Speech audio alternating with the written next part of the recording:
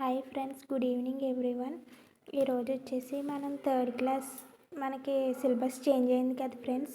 APDSC 2025లో వచ్చే డిఎస్సికి మనకి సిలబస్ ఇచ్చారు కదా. 2023-24 సిలబస్ ప్రకారం చేంజ్ అయిన బుక్స్ ఎలా ఉన్నాయో ఒకసారి చూద్దాం. థర్డ్ క్లాస్ బుక్స్ అయితే చేంజ్ అవ్వలేదు ఫ్రెండ్స్.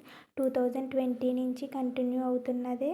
23-24లో కూడా ఉంది కాబట్టి 20 నుంచి ఉన్న బుక్లో ఏ బుక్ తీసుకున్నా సరిపోద్ది. ఫస్ట్ కవర్ పేజీలో ఉంది ఈవీఎస్ థర్డ్ క్లాస్. చూడండి ఫ్రెండ్స్, 20 నుంచి 24కి కూడా అదే కంటిన్యూ అవుతుంది. మనం ఇండెక్స్ పేజ్ వచ్చేసి ఒకసారి ఇండెక్స్ పేజ్ చూడండి ఫ్రెండ్స్. మనకి ఇది ఇండెక్స్ వచ్చేసింది ఈవీఎస్. నెక్స్ట్ వచ్చేసి ఇంగ్లీష్ ఫ్రెండ్స్.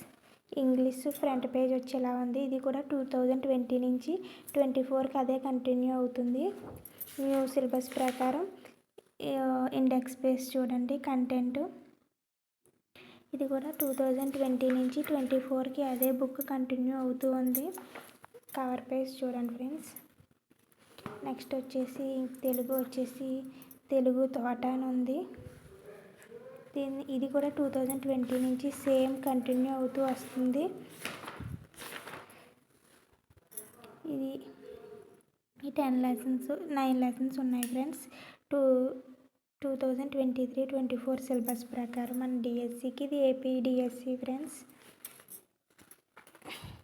నెక్స్ట్ మ్యాథ్స్ వచ్చేసి నాకు న్యూ బుక్ దొరకలేదు ఫ్రెండ్స్.